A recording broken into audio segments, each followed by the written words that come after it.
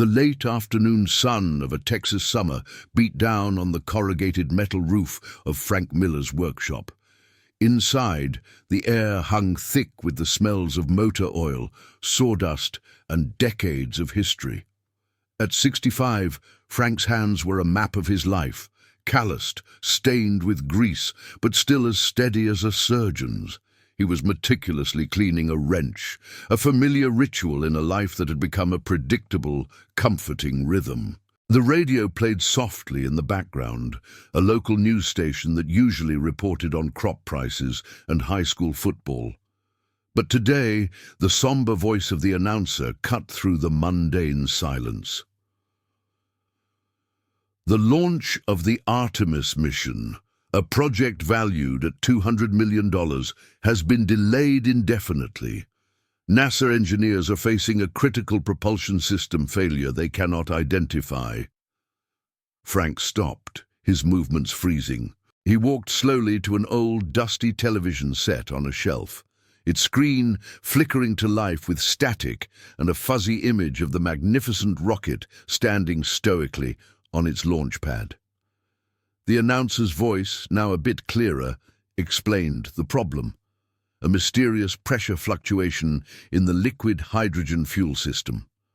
Frank's eyes, squinting against the screen's glare, narrowed in concentration. A flicker of something long dormant stirred within him. He'd seen this before, decades ago. He walked over to a cluttered workbench and pulled out a worn cardboard box.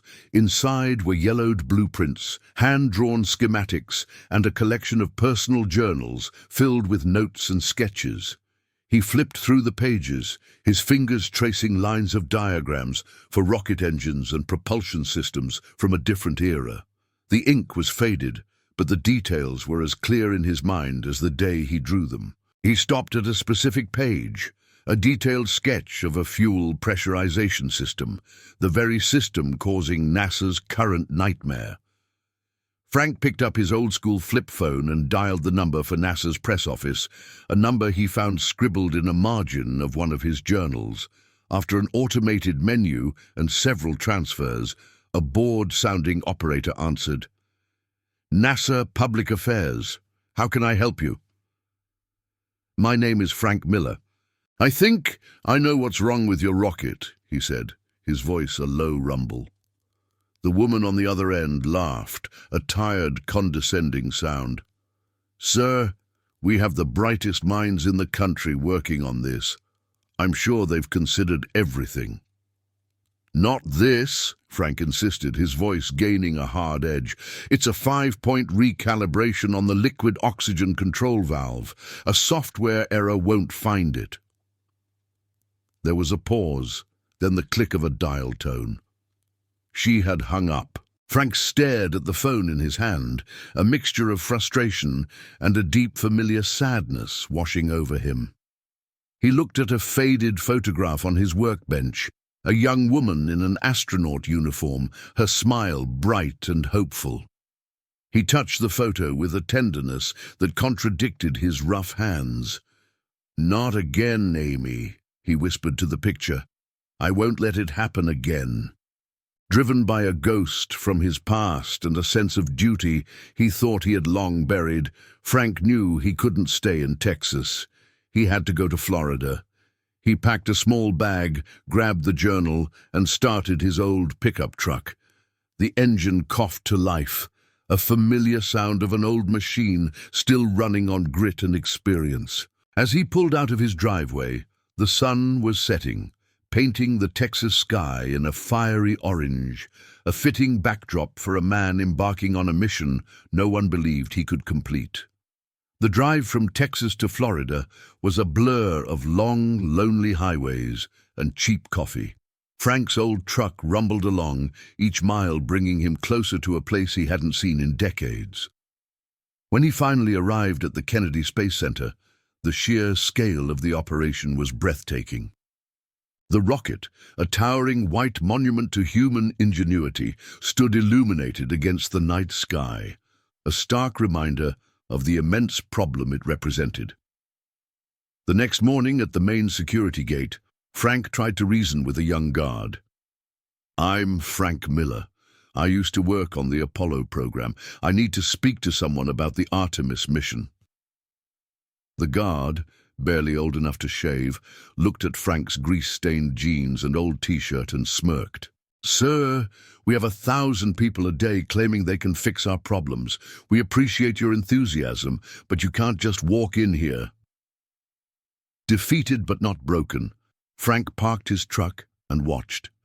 He saw a maintenance van entering through a service entrance, its driver showing a badge and a work order. An idea as old and rusty as his truck sparked in his mind. He walked over to a nearby hardware store, bought a pair of dark blue overalls, and found a discarded NASA hard hat. Blending in with the morning crew, he slipped past the service gate, a ghost from the past walking among a new generation. He navigated the maze of corridors and sterile labs with an uncanny memory, a mental map drawn from a lifetime ago. He found his way to the mission control room. The air inside was thick with tension and the low hum of computers. Dozens of engineers, all young and impeccably dressed, were staring at screens filled with complex data.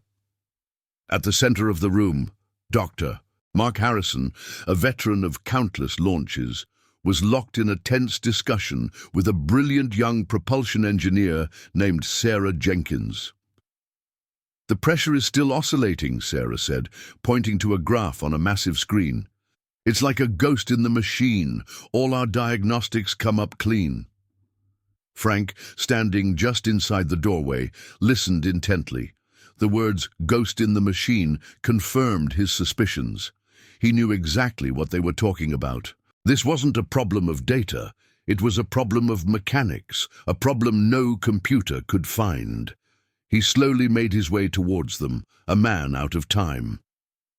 "It's the 5-point recalibration," Frank said, his voice cutting through the noise. Both Sarah and Mark turned, their faces a mixture of surprise and annoyance. "Who are you?" Mark demanded. "Security!" "Wait," Sarah said, her eyes studying Frank's face. "Let's hear him out." Frank explained his theory, a complex mechanical issue that software and sensors were not designed to detect. He spoke of the subtle, almost imperceptible drift in a specific valve's calibration, a flaw he had encountered on a similar system decades ago. He pulled out his tattered journal and showed them the detailed schematic. Sarah's eyes widened as she followed the diagram. His old-world knowledge, his hands-on experience, was something their modern data-driven approach had completely missed. "It makes perfect sense," Sarah said, her voice filled with a mixture of awe and panic. "The software is looking for a complete failure, not a slow, gradual drift." Mark, a man of logic and numbers, was skeptical, but the desperation in his eyes told a different story. The launch window was closing, and they were out of options.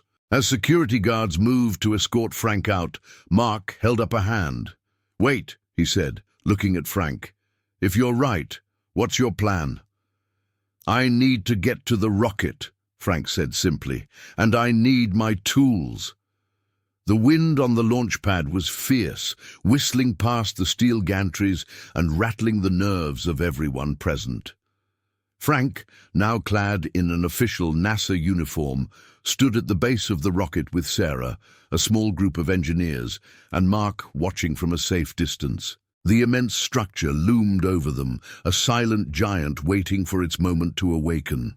Sarah, despite her youth, was a picture of professionalism, but her hands were trembling slightly as she handed Frank a wrench.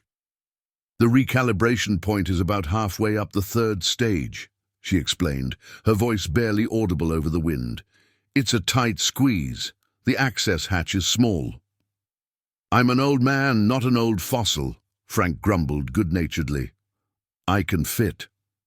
He began his climb, his practiced movements steady and deliberate. He wasn't a young man anymore, and the climb was a physical challenge, but his resolve was unshakable. He was doing this for a mission, for the future, but also for a ghost from his past. He reached the access hatch, a small circular opening in the rocket's hull, and squeezed inside.